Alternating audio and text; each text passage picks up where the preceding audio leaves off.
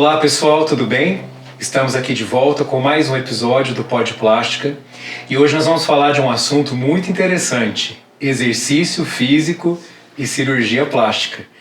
O nosso convidado de hoje é o profissional de educação física Matheus Custódio. Muito bem-vindo. Obrigado, Edgar. Prazer. E nós vamos discernir sobre várias coisas relacionadas a exercício, prática, manutenção, tirar algumas dúvidas, quebrar alguns tabus também. Muito bem. Matheus, conta pra gente, o que você decidiu trabalhar com essa parte de exercício, o que te motivou a ser esse profissional que você é hoje? Conta um pouquinho dessa história pra gente. Ed, primeiramente, muito obrigado, tá?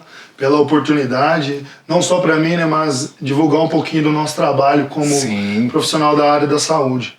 Bom, Ed, eu vim de uma linha de esporte desde pequeno e eu tive uma lesão no joelho que foi onde foi o start para que eu olhasse com mais atenção para essa área da saúde. Então eu fiz um trabalho de readaptação, no caso, reabilitação da lesão do joelho, e nisso foi me interessando. Aí eu questionei se eu faria fisioterapia ou se eu faria a atividade, no caso, educação física, por conta do esporte, no caso.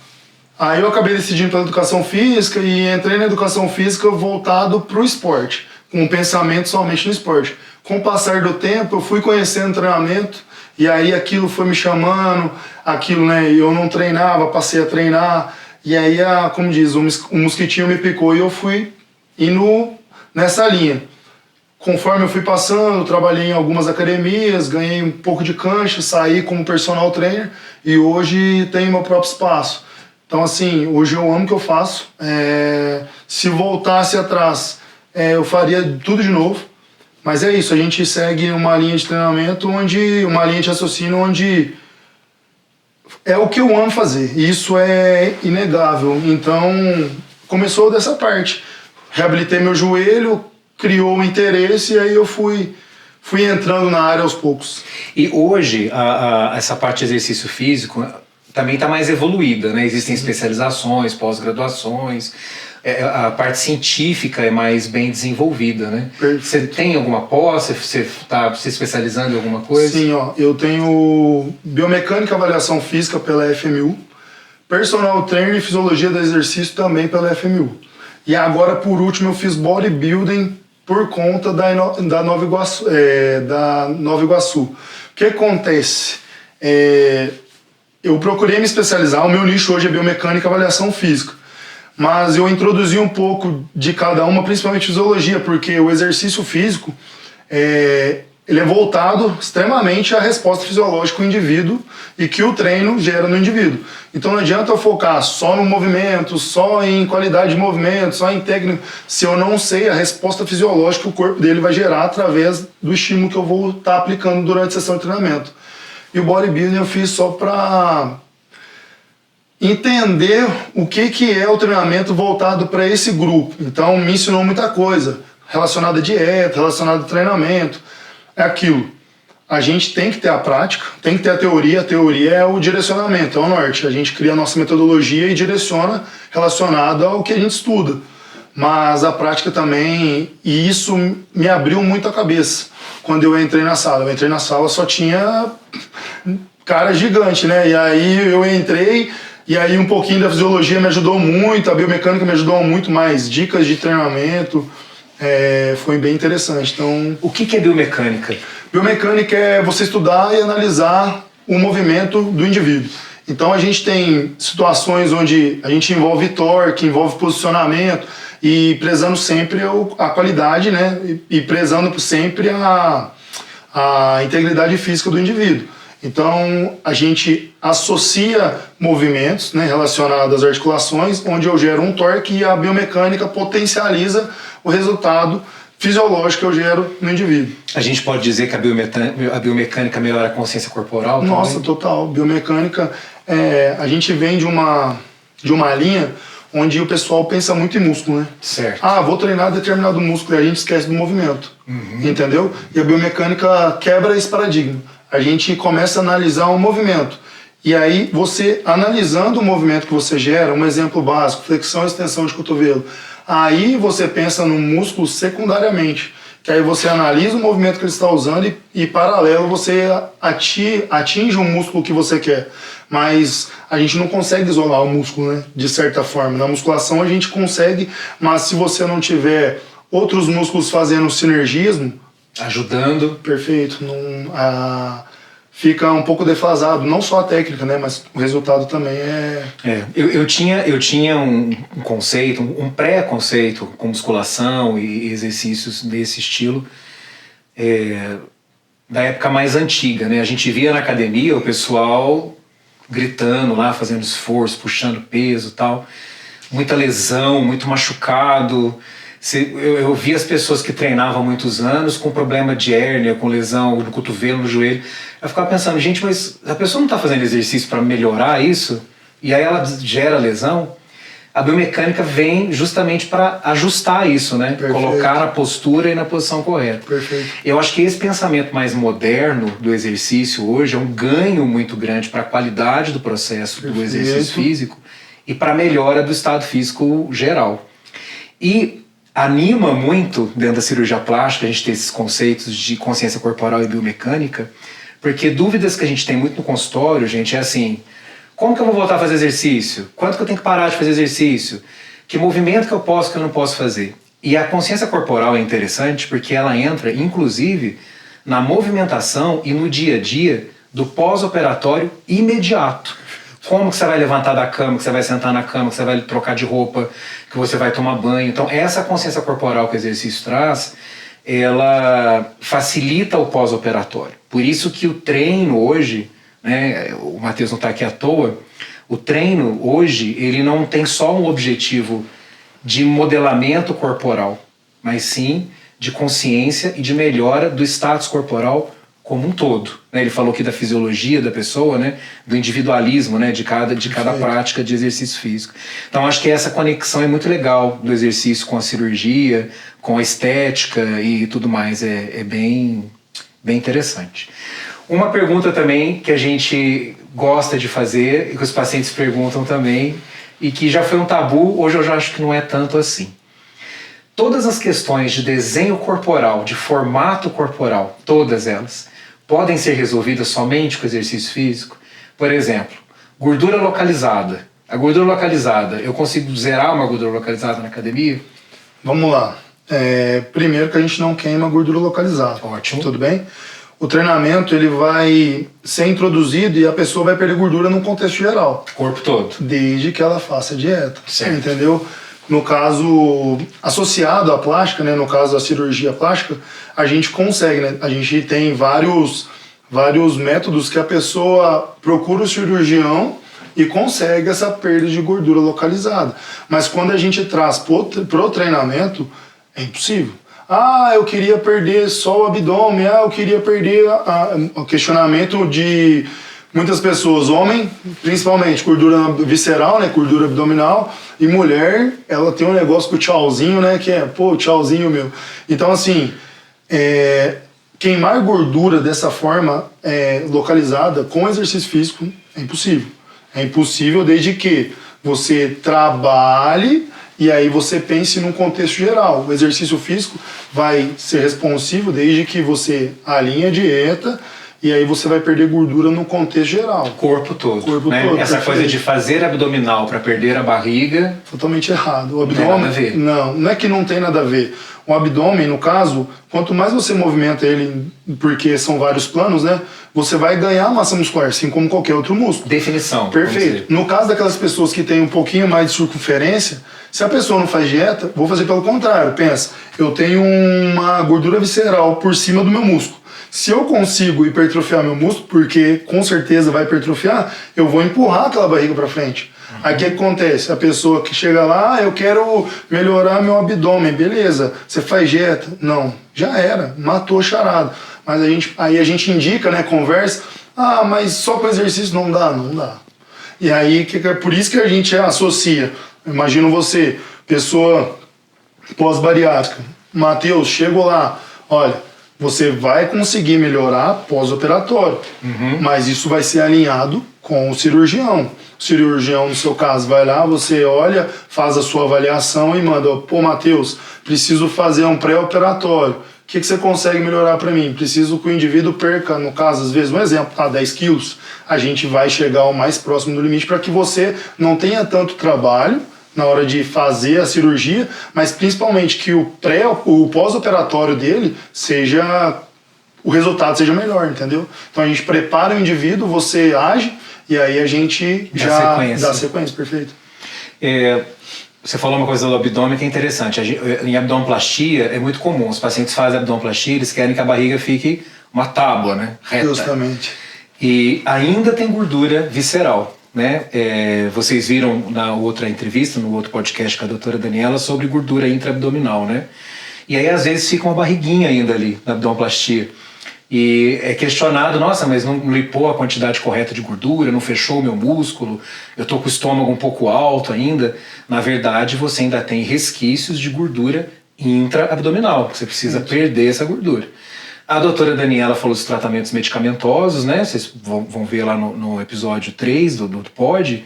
E aí eu pergunto pro Matheus aqui agora: exercício físico para perder essa gordura intraabdominal. As pessoas misturam musculação com exercício aeróbico, com funcional, com crossfit, enfim, diversas modalidades de exercícios físicos, né? O objetivo de perda de gordura intraabdominal, né? Perder essa gordurinha que faz a barriguinha. Qual seria um combo ideal, assim, de modalidades esportivas? Ou a gente consegue só na academia? Eu tenho que misturar mais coisas? Além da dieta, claro, né? Estou falando da parte de exercício especificamente. Perfeito. Como você mesmo disse, a dieta vem em primeiro lugar. Certo. Não adianta eu moldar o treinamento. Eu posso pensar em várias capacidades. Posso pensar no treino funcional, na musculação, posso pensar em vários métodos de treino. Mas sem dieta não dá. Agora vamos trazer para o treinamento. O que a gente tem na literatura? A gente tem uma mescla onde, por exemplo, o indivíduo está com uma dieta hipocalórica. Ela não tem nutrientes sendo ofertado para o corpo dela, por conta da dieta estar restrita. Baixa caloria. Perfeito. Hipocalórico, baixa caloria. Então o que acontece, Ed? Quando a pessoa ela treina musculação, no caso, ela vai ter uma manutenção da massa muscular que ela tem. E, consequentemente, associado à dieta, mais o estímulo do treino aeróbio, a gente vai conseguir ter uma perca maior de gordura. Então, o que a gente vê na literatura hoje? A pessoa treina a musculação, treina o treinamento funcional, vai depender do objetivo dela principal. Eu hoje indico a musculação porque a gente consegue gerar mais sobrecarga, né? A gente pensa... Por que acontece? O pessoal acha que o treinamento funcional é interessante, não estou dizendo que não é, mas o estímulo da carga, o estímulo do treinamento relacionado, o treinamento resistido à carga, ele vai gerar essa manutenção. No caso de um exercício aeróbio, dependendo do exercício aeróbio que você tem, você aumenta o gasto calórico, tudo bem? Mas você também depleta mais massa muscular. Entendi, perde gordura e músculo. Perfeito, aí é onde a gente tem que ajustar. É interessante fazer os dois juntos na mesma sessão? Vai depender do objetivo do indivíduo. Por exemplo, Matheus, eu tenho alguns indivíduos que fizeram a cirurgia plástica e retornaram querendo perder gordura. De acordo com o que você vai me liberar, porque a gente tem aquele tempo, né? O que pode fazer, o que não pode fazer? O pessoal ainda tem muito preconceito. É só o profissional de educação física que sabe o que tem que fazer. Não. Você mexeu nos músculos, você abriu lá dentro, você sabe o que está machucado, o que foi. Então a gente tem que primeiro quebrar esse paradigma de achar que eu sei da minha parte, você sabe da sua, e a gente trabalhar de forma multidisciplinar. E eu acho isso, minha opinião, tá? Eu acho que tem que ter esse casamento. E aí o que acontece? Ele treina a musculação e aí a gente pode, por exemplo, colocar um aeróbio durante as sessões de treino ou pós-treino, um aeróbio com baixa intensidade. A gente pode quebrar esses dias colocando um aeróbio, por exemplo, um HIIT para ele. Não precisa ser um HIIT longo, um HIIT de 30 minutos, onde ele consiga manter uma frequência cardíaca mínima e máxima para que o resultado fisiológico seja de acordo com o objetivo. Então, assim, eu, Matheus, aconselho treinar força, treinamento resistido, associado ao aeróbio, mas principalmente a dieta. Se não tiver com a dieta alinhada, não adianta pode fazer o que quiser. A gente estava até conversando outro dia, né? Você, sobre a dieta. A dieta, ela é o tchan do negócio. Se você faz, beleza. Se você não faz, o resultado vai embora. O corpo vai responder com o que você coloca para dentro. Perfeito, né? Justamente. Para uma mudança corporal mínima, então, quanto tempo de treino? 1 mês, 2 meses, 3 meses? Vamos pensar assim, com uma frequência 3 vezes por semana, bonitinho, certinho, fazendo a dieta, né? Quanto tempo que a gente começa a sentir mudanças assim verdadeiras? Vamos lá. Vamos pensar que a gente tem 3 estágios, né? A gente tem o iniciante, tem o intermediário e tem o avançado. Tem um ditado na educação física que fala assim, né? Quanto menos treinado, mais treinável. Quanto mais treinado, menos treinável. O que quer dizer? O iniciante, quando ele começa, cara, qualquer coisa é melhor que nada, concorda? Certo. Então ele vem de não treinava nada. Ele começa, ele vai ter o resultado ali, ó, rapidinho. Aí a gente pode colocar aí de 6 semanas a 12 semanas, ele já tem um resultado legal. Agora, quando a gente pensa em intermediário e avançado, já é um pouquinho mais diferente. Certo. Porque o volume de treino tem que ser adequado, a dieta tem que ser adequada, o estímulo que você vai trazer para o indivíduo tem que ser ajustado. Ah, Matheus, eu quero hipertrofiar. Qual que é o interessante? Beleza, vamos lá. A gente tem um volume de treinamento, segundo a literatura, de 16 a 22 séries semanais por grupamento muscular. Mas a pessoa, pensando no músculo, é o que eu te digo, a gente acaba esquecendo da articulação. Entendeu? Então tudo tem que ser moldado. Por isso o treinamento individualizado, ele é direcionado para a individualidade do indivíduo. Eu tenho pessoas que treinam, que trabalham sentado o dia todo, 8 horas.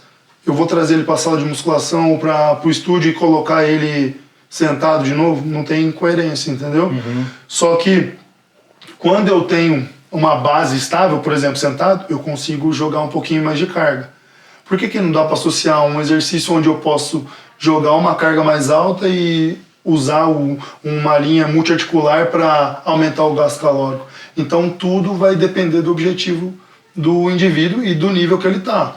Quando eu penso em intermediário, a gente já coloca aí, se ele tiver um bom tempo treinando, que intermediário a gente coloca aí de 6 meses a 1 ano, ele vai ter aí umas 22 semanas para ele ter um resultado legal, de acordo com o que ele já está, né? Se ele estiver treinando, vambora. Agora, se ele estiver parado alguns instantes, ele tem a memória muscular que auxilia na volta. E aí a gente pode reduzir esse tempo. Agora, o avançado já é mais difícil. O avançado conta muito com detalhe. E o mais difícil, Ed, você ensinar um indivíduo a contrair o músculo. Certo, né? Entendeu? Você falou uma coisa legal aí, memória muscular também. É um termo também muito difundido, né? Justamente. Ah, se eu ficar tanto tempo sem fazer exercício, eu vou perder a minha memória muscular.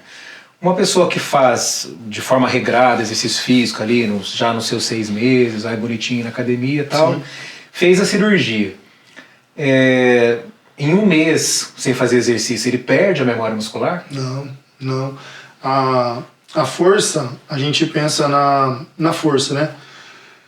Ela só vai ser perdida conforme o passar dos anos. Anos? Justamente. Quando a gente gera um estímulo, por exemplo, quando a gente pensa num trabalho de hipertrofia, a gente tem um mesociclo onde a gente treina a força para que, ao treinar força, quando a gente entrar num outro mesociclo, a gente possa trabalhar de forma resistida, ou seja, a força, a capacidade dela funcional, ela não vai perder. Uhum. Isso inclui também a memória muscular. O que acontece? O pessoal fica sem treinar. Ai meu Deus, eu vou perder tudo. Você não vai perder. O que vai acontecer? Quando você retornar, as valências físicas elas vão ser estimuladas mais rápido, por conta do que você treinou no passado. Por isso que você vê pessoas que praticam esporte. Hoje é muito legal você compara. As pessoas da minha idade brincavam na rua, praticavam esportes. Você vê que elas têm uma dominância corporal muito maior do que as crianças hoje. Então isso também influencia, certo, entendeu? Agora, achar que vai perder a memória muscular, esquece. Ela vai, vamos dizer, você perde massa muscular, sim, mas na retomada é muito mais fácil você evoluir do que a pessoa que acabou de iniciar a musculação ou tá parada há 1, 2 anos, 3 anos. É muito mais... Outra coisa interessante também que eu quero perguntar. Tô cheio de dúvida, viu, gente? Legal, estou aí para isso. Por exemplo, uma paciente que não faz, é sedentária, né? Então ela vai fazer abdominoplastia, vai fazer mama, enfim. Eu preciso que ela consiga se movimentar melhor no pós-operatório. A gente consegue criar essa consciência corporal, mandá-la para o exercício, não com o objetivo ainda de hipertrofia ou definição, mas para ela conhecer o corpo dela. Tipo, você tem que levantar usando o abdômen. Perfeito. Mas eu não sei usar meu abdômen, então você vai lá na academia aprender a usar o abdômen. Nós conseguimos criar um treino de coordenação motora pré-operatória 1 mês, 2 meses antes, para ela ter um bom pós-operatório. É possível direcionar para isso. Sim. Primeiro a gente vai entrar, como te disse, é uma equipe multidisciplinar. Certo. O Ed vai encaminhá-la para mim. Eu entro em contato com o Ed e falo, Ed, qual que vai ser a cirurgia, Mate? Ela vai fazer uma abdominoplastia. Então beleza, a gente vai direcionar para isso. Ela vem até a gente faz uma avaliação funcional, onde a gente avalia desvios posturais, encurtamentos de músculo, e a partir dessa avaliação a gente faz a prescrição. Qual que é o objetivo principal que o Ed precisa? Matheus, eu preciso que ela levante da cama fazendo força abdominal. Aí eu vou trazer para a funcionalidade dela. O que acontece? Primeiro a pessoa fala, vou treinar agachamento. Beleza, é importante. Mas o primeiro movimento que você faz ao acordar é levantamento. Entendeu? Então o que você vai trabalhar no levantamento? Você vai trabalhar flexão de tronco, e a gente consegue fazer isso com o indivíduo. Só que aí a gente vai pensar em várias formas. Quando eu faço uma flexão de tronco, não é só o abdômen que está sendo estimulado. Eu tenho outros músculos que trabalham associados para que esse movimento ocorra. Então a gente consegue sim, em 2 meses, deixar a pessoa pronta para a cirurgia. E aí depois o pós-operatório dela é infinitamente melhor. Infinitamente o paciente fica com menos dor, ela consegue se virar sozinha com mais facilidade, né? Que às vezes não tem uma rede de apoio tão funcional em casa e não opera porque não consegue ficar muito tempo solitário dentro de casa. Muito, muito legal isso. O começo é difícil, né? O começo tem que ter os cuidados, né? Os cuidados que, no caso, quando você passa para ela, né? No caso, uma mulher ou qualquer indivíduo, aí a gente entra em contato. E aí, como é que foi a cirurgia? Correu tudo bem? Ocorreu? Como que tá as dores? A gente vai pensar nessa situação. Pô, tem um aluno que fez abdominoplastia hoje, ele é um dos meus alunos mais treinados, mas o que aconteceu? Quando ele fez o pré-operatório dele, foi bala, ele já tinha um tempo treinando. Então, assim, ele estava apto a fazer, e a recuperação dele foi assim, rapidinho. Rápida, né? Rápido. Muito interessante isso. Quando voltar a fazer os exercícios, né? Então, primeiro depende do tipo de cirurgia que você faz, óbvio, né? Qual região do corpo que foi operada. E depende do seu status físico, seu preparo físico. Então, gente, já respondendo a essa pergunta, não tem uma data específica, né? São 30 dias, são 2 meses, quanto que eu posso voltar depois da minha cirurgia a fazer exercício? O que eu quero conversar com você é sobre isso. Então, por exemplo, operou a mama, a pessoa quer voltar a fazer os exercícios, com 30 dias a gente libera, consigo fazer da mama para baixo. Perfeito. Só membro inferior, abdominal, sem atrapalhar a cirurgia da mama. Perfeito. Contrário, operou abdômen, consigo trabalhar membro superior sem necessariamente estimular muito abdômen e membros inferiores. Perfeito. Dá para a gente setorizar o retorno às atividades para que ele não demore muito. Certo. E a gente consegue fazer, por exemplo, um treino de manutenção de metabolismo, de movimentação, de liberação de articulação, precoce, uns 15 dias de pós-operatório, Perfeito. sem sobrecarga. Tem como fazer isso também, Tem. sem prejudicar o processo operatório. Vai até auxiliar, né? No caso, por exemplo, ela vai ficar mais tempo sem treinar, vai aumentar a densidade de líquido, enfim, edema e tudo mais, edema, e aí isso pode auxiliar. Por exemplo, uma pessoa que faz, as mulheres lá, tem muitas que fizeram a mama, né? Então você vai adaptando o treino para aquela situação. Mas quem que vai me autorizar o tempo? É o Edgar. E você acha que é interessante, importante que o cirurgião, o médico de uma forma geral, não só o cirurgião, quem lida com saúde física e tal, estudar um pouco sobre exercício? Tem, claro. Né? Porque muitas vezes, óbvio, jamais prescreveria um exercício, mas eu preciso entender o que acontece numa academia né? Eu não posso jogar o paciente na sua mão também e falar, Matheus, faz aí o que dá para fazer, né? Ed, até porque Você sente falta disso de alguns profissionais? Eu falo assim, ó, no nosso caso mesmo, quando você me indica pacientes, a gente conversa antes, Ed, o que você vai fazer? Qual é o estímulo que você vai gerar? Porque quem abre o indivíduo é você, não sou eu, entendeu? Então o que acontece? Se alinhado, se o contato tiver entre as duas partes, cara, quem ganha é o paciente, entendeu? A gente não pode olhar só para o trabalho do Matheus, só para o trabalho do Edgar. Então tem que ter esse trabalho multidisciplinar, essa troca de conhecimento. Por quê? Porque é importante. O Edgar treina. O Edgar sabe como é voltar a treinar, o Edgar sabe como é treinar. Não é fácil. Aí você pega e solta uma pessoa lá, dependendo despreparada. Infelizmente, hoje a gente sabe, o volume em academia é muito grande. Então a pessoa às vezes acaba perdendo uma melhora ou até piorando o caso dela por conta da rotação. Então, pessoa operou, personal, estúdio onde ela consegue ter um trabalho individualizado. Mas eu acho extremamente eficaz e certo o indivíduo, no caso o médico, saber um pouquinho pelo menos de movimento, que é o básico. Sim. Levantar, agachar, puxar e empurrar. Uhum. Aí você consegue analisar o que puxa, o que empurra, o que levanta e o que agacha. Quais membros estão envolvidos nisso? Então eu fico muito feliz quando eu converso abertamente justamente com você sobre ações mecânicas, né? O ombro faz flexão e extensão. E você entende. Isso para mim é aquilo, me traz até confiança na hora da prescrição do treinamento. Entendeu? Quanto o Ed sabe, é aquilo. Qualquer dúvida, o Matheus, preciso disso, o Ed, ela sentiu isso. Então tem que ter igual uma sinfonia. Uma troca mesmo. Tem que os dois trabalharem de forma alinhadas. Treino de força, treino de hipertrofia, treino metabólico, qual que é a diferença entre eles? São feitos em conjunto, cada um tem um momento correto? Vamos lá. Quando a gente pensa em treinamento resistido, a hipertrofia ela vai depender do treinamento resistido. Então, um exemplo. A sobrecarga vai ser importantíssimo para a hipertrofia, mas a sobrecarga tem que estar alinhada ao volume de treino. O que seria o volume de treino? Número de séries, número de repetições, tempo de intervalo. Isso associado à sobrecarga, a gente monta a densidade do treino. Quando eu penso em hipertrofia. Ficar fortão. Forte, beleza.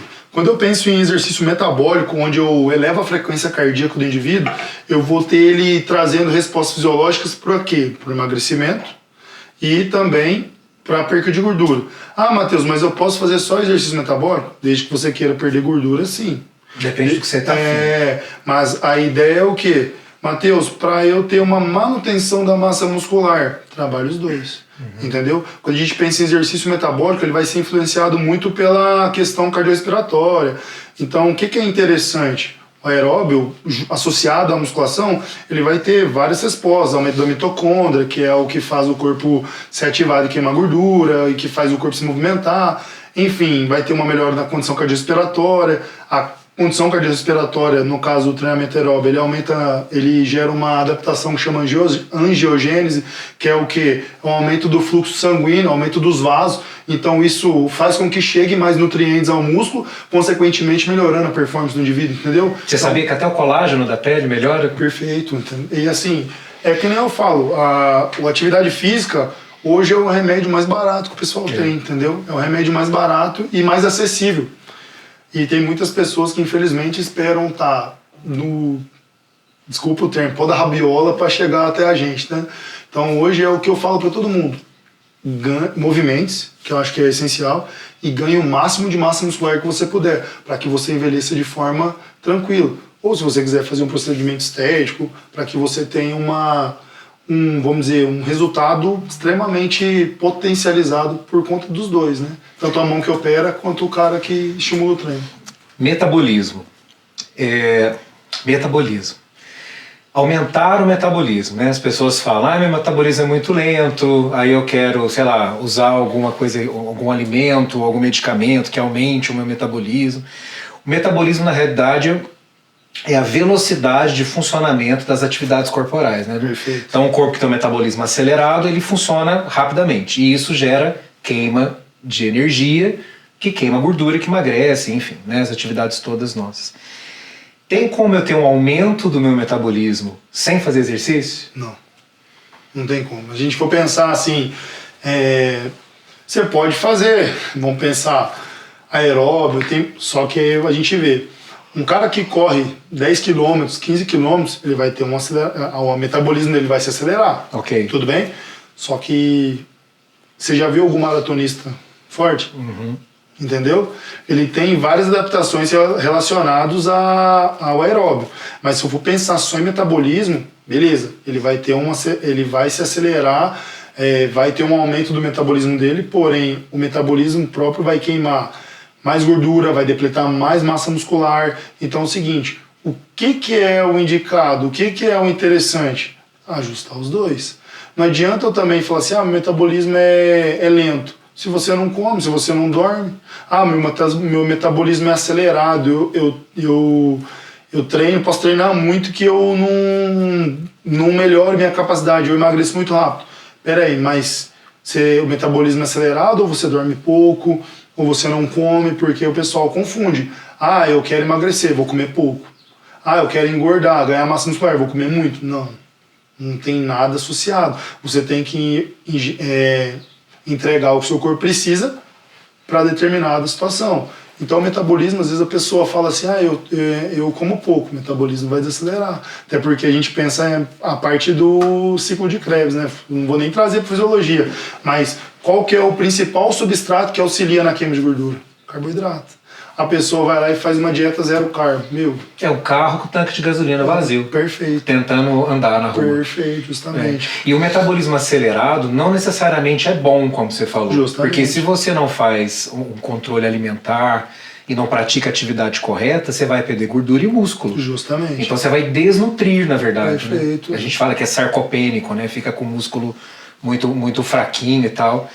E essa manutenção do metabolismo para o pós-operatório. Então, vamos supor, eu quero que o meu paciente já está no processo de emagrecimento, perdeu quase todo o peso que foi necessário, ele já tem condições cirúrgicas, ainda falta um pouquinho de peso ali para perder, um pouquinho de músculo para melhorar, mas a gente já fez a cirurgia. Então, ele se comprometeu, depois da cirurgia, a dar sequência ao processo. Eu posso liberá-lo para um treino de melhora de metabolismo precoce no pós-operatório, sem atrapalhar a cirurgia, sem forçar muita musculatura, sem lesionar as regiões operadas. Ele consegue voltar para alguma atividade para tentar manter um pouco desse metabolismo? É possível isso ou tem que esperar? É que eu falo, né? Vai depender do que o nosso cirurgião plástico define, né? Mas quando o cirurgião plástico libera, tá tranquilo. O que nós vamos analisar? A parte que foi operada e o tipo de corte que foi usado. Porque a gente pensa, né, por exemplo, o Ed vai fazer uma cirurgia, fez a cirurgia, mas qual a fibra que machucou, qual o direcionamento da fibra? Porque tudo isso influencia em movimento. Do movimento, tá. Perfeito? Então o que acontece? Mas o Ed mandou para mim com 20 dias. Vamos começar aos poucos, vamos fazendo. O que não é associado, né? A gente não gosta de alongar, porque a fibra ainda tem a questão da fibrose, pós-cirúrgico, mas que a gente pensa, justamente. Então vamos fazer um trabalho metabólico? Vamos fazer um trabalho, vamos voltando no aeróbio, às vezes um pedal, às vezes uma caminhada longa, tudo vai influenciar. E aquilo, qualquer coisa é melhor que nada, entendeu? Então, querendo ou não, se a pessoa volta, principalmente pessoas aptas a treinar, ela vai sentir falta também. E aí o que acontece? Conforme ela vai movimentando, as dores pós-cirurgia vão diminuindo, porque a pessoa fica deitada lá, ela tem um tempo que ela tem que ficar deitada, não tem que fazer. Mas conforme ela volta a se movimentar, as dores vão diminuindo.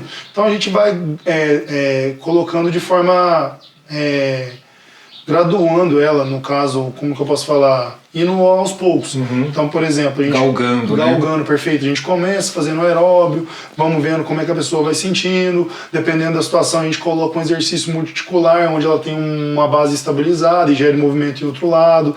Não só pensando em movimentos biarticular ou bipodal, nós podemos trabalhar de forma unilateral, entendeu? Por exemplo, a gente tem o bíceps e tríceps que funciona, a gente pode ir condicionando ela aos poucos para que ela retorne e conforme a gente vai associando com a comunicação com o cirurgião, pô, Ed, ela evoluiu isso, Ed, ela tá conseguindo fazer isso, o que você me autoriza? Matheus, pode então tentar passar a fazer X movimento. Então a gente vai galgando aquele trabalho, vai ajustando ela, mas é essencial movimentar, é aquilo. Quanto mais tempo ela ficar deitada, mais massa muscular vai perder também, né? Por conta de não estar contraindo a musculatura. E à medida que a pessoa vai adquirindo essa experiência de exercício, ela vai ficando menos dependente de um acompanhamento mais restrito.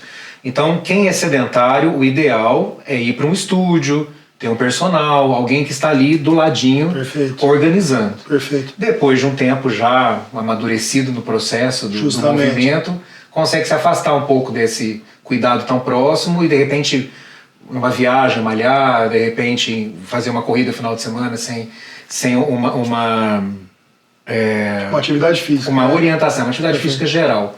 O ideal é que o final seja esse, né? Para que ela sozinha consiga também dar conta do recado. A gente treina a pessoa, né? O exercício físico é diferente da atividade física.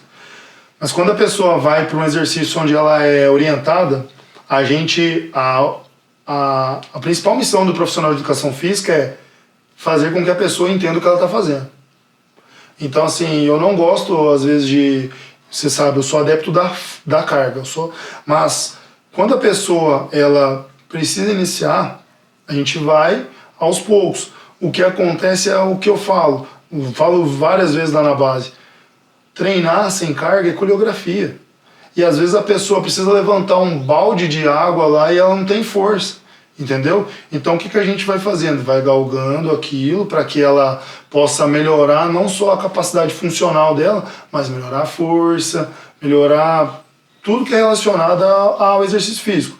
E quando a gente pensa no profissional, quanto mais consciência ele dá até ela, para que ela saiba o que ela está fazendo, ela vai associar as atividades físicas dela. Por exemplo, tem pessoas que treinam para jogar futebol, tem pessoas que treinam para correr. Então, o que a gente precisa? Fortalecer as regiões, deixar a pessoa apta a fazer uma atividade física, porque é aquilo. Não só de exercício físico a pessoa vive, às vezes o pai que fez uma cirurgia precisa brincar com o filho. A mãe que fez uma cirurgia precisa, às vezes, pegar o neném no colo. Por exemplo, 1 mês, 2 meses depois, se ela não tem força... Qualidade de vida para pequenas coisas. Perfeito, também, né? Justamente. Então a gente fala assim, se eu gerar consciência para que o indivíduo saiba o que ele está fazendo, às vezes o Edgar foi viajar. Ed, o mínimo que eu peço, grava para mim, me encaminha para, se tiver alguma coisa para ajustar, eu pontuo para o Edgar e vida que segue. Mas eu tenho consciência de a pessoa que treina num estúdio, no caso, com o personal, a pessoa tem um nível de consciência corporal elevado. É mais rápido o processo. Muito mais rápido. Então, para ela treinar sozinha, pô, você só fica assim, ó, se der ruim, você me liga.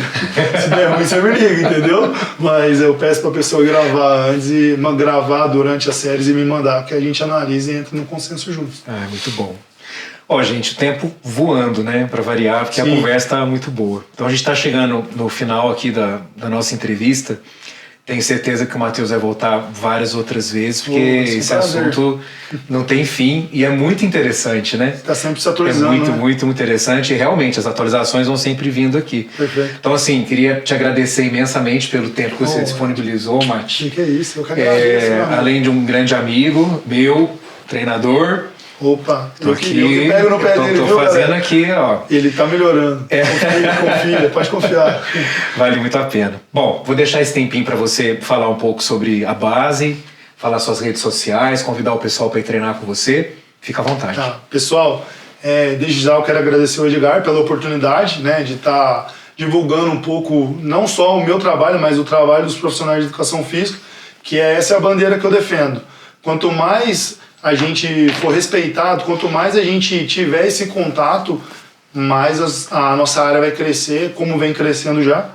Mas a gente tem um estúdio, né, Base 91, como vocês podem ver. Lá a gente faz essa linha de treinamento individualizado. Se vocês quiserem conhecer, o Instagram é base91_BT, né, base de treinamento.